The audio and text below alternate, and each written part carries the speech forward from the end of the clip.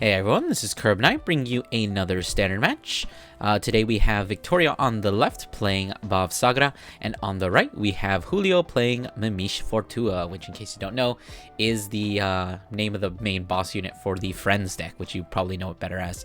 Anyways, getting into the match, we are going to be seeing Victoria going first, running into that grade 1 soul blasting out the starter and just searching out the shield, which is very typical for Bavsargra. So we are just going to be passing on that. Moving on to Julio's turn. Looks like we are going to be discarding a critical trigger for the right deck, riding into the grade 1. Of course, drawing that card since we went second. And actually calling out a... what's that card called? Dukaya. And actually swinging at the Vanguard. Going for a little bit of a grade 1 rush.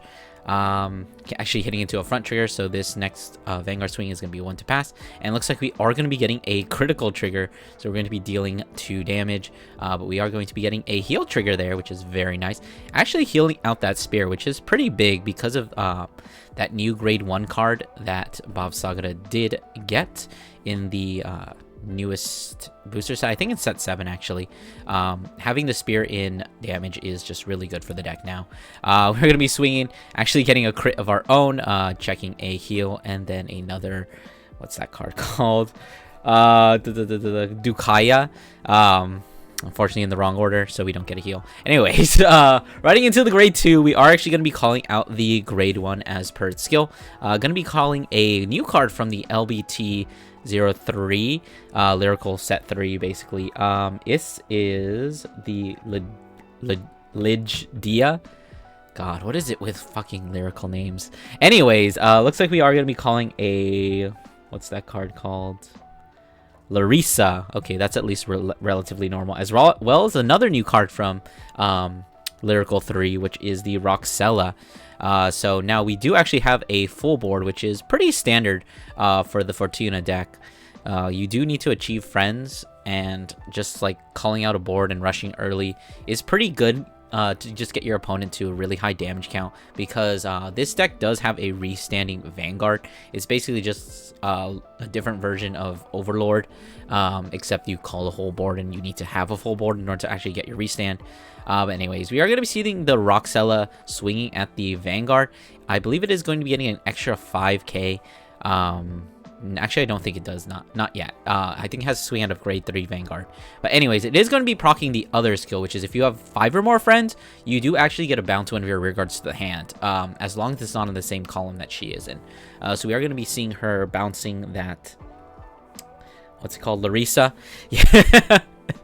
And just probably going to be using it for next turn. Honestly, a really good play since you're playing against Bavsargra, which does kind of just like have a lot of board retire, as we are going to see here. Bavsargra just equipping that spear, calling back that trick moon, getting the soul charge, and then being able to equip the shield in the same turn thanks to the skill of the spear.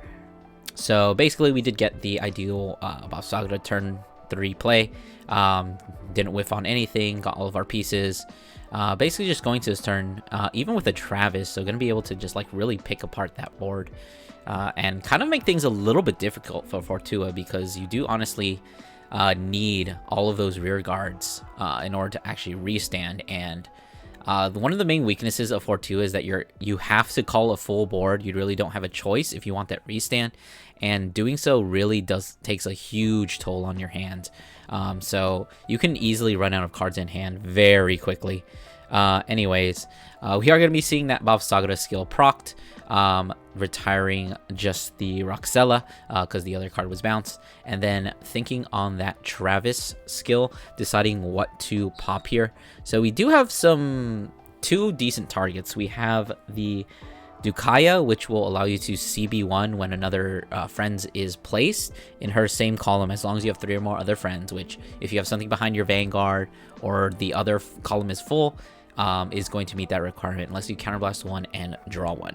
And we do also have that grade 1 behind the Vanguard, the Ligdia, which is going to doesn't have the friends ability, but of course your Vanguard is always going to have that friends ability, but it can let you soul blast 2 and counter charge. And looks like we are just going to be retiring that Dukaya just because, you know, you don't want to give the opponent free advantage.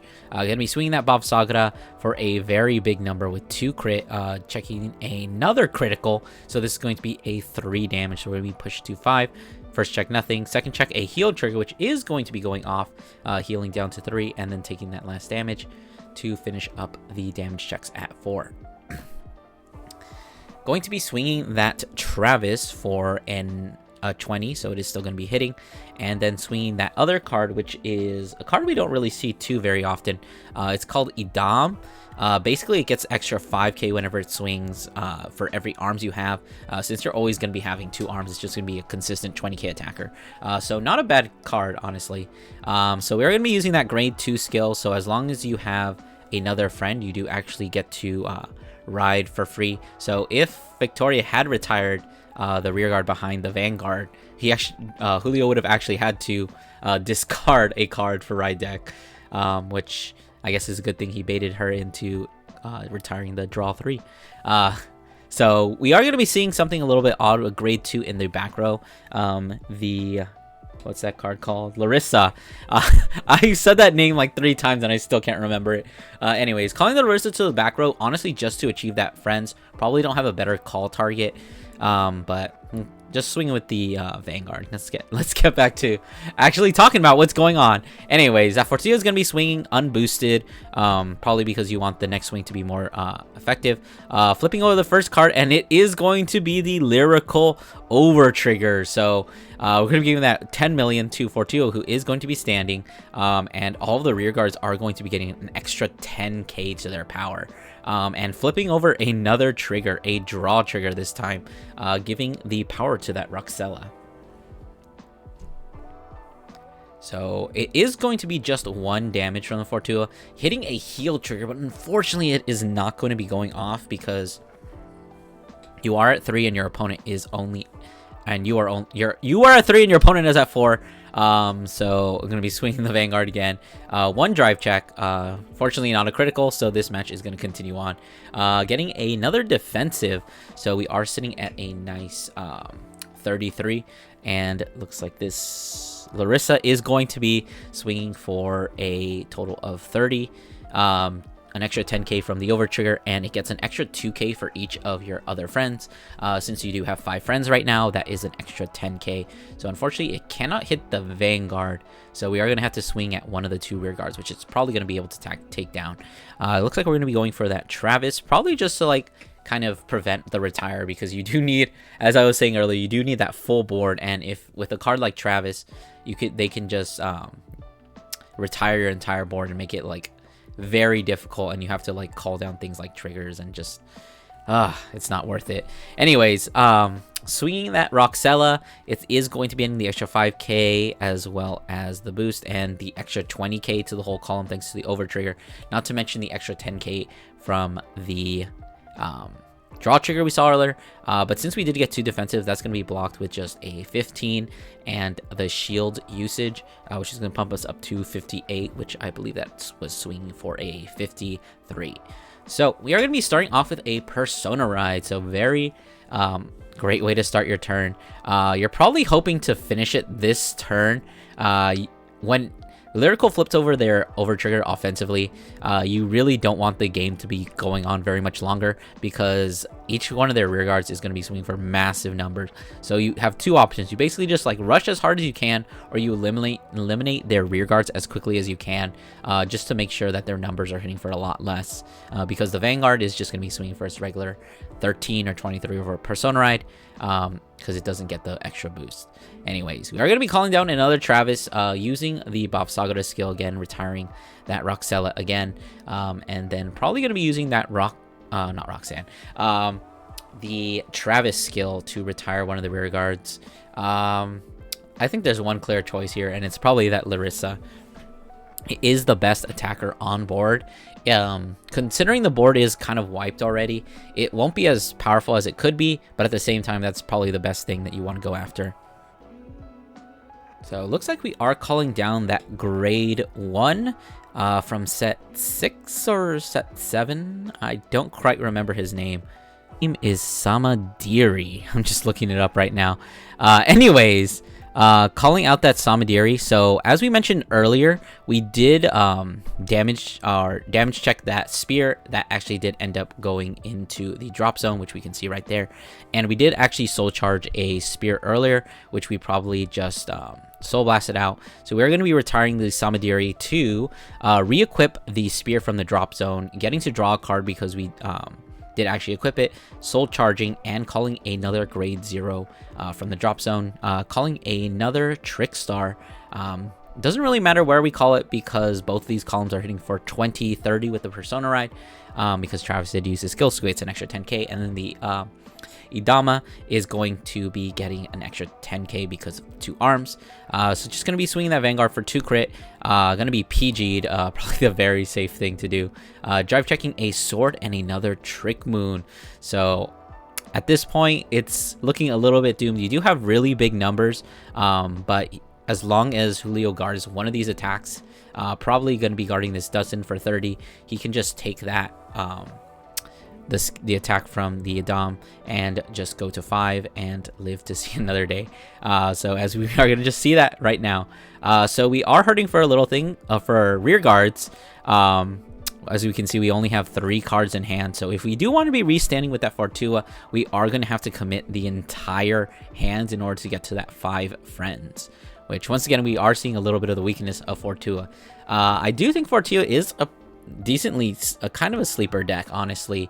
It can do some serious damage and it can win games just like out of nowhere. Just look, that restanding Vanguard is very powerful. I mean, if you look at the meta, there's a whole bunch of just like restanding Vanguards in the meta. Well, Youth is a restanding Vanguard that's in the meta, I guess I should say. But we do see also Overlord doing pretty good with the new promo. So honestly, Fortia really shouldn't be discounted as a viable deck, but at the same time, it does have a lot of glaring weaknesses. One of them we're seeing here is that it's very weak to retire, more so than the other restanding decks. So we are going to be seeing a 2 to pass, guarding with 3 5k shields. I'm not going to be hitting anything on that drive check, which is a little unfortunate. But at the same time, with the OT live and your restanding Vanguard, this game is more or less sealed up. Going to be swinging for an 21, 31, and I believe it gets an extra 5k, so 36 at the Vanguard. So that is going to be a really big number. As we can see, not very much cards, not very many cards left in hand. So maybe it doesn't really matter too much what you do here. You can do 1 to pass, hoping that they don't get a crit, and maybe just like take the other 2 damage, but there's really nothing to do here. It's pretty much over. You just don't have enough shield value. You have a lot of 5Ks. As we see, that is a 28, and then using the skill, that's a 38, which is 1 to pass. And we are going to be seeing a critical trigger here, and no 6 damage heal. So that is going to be the end of the game. I hope you guys enjoyed. Don't forget to do all those YouTube things, like, comment, subscribe, and I will see you guys in the next one.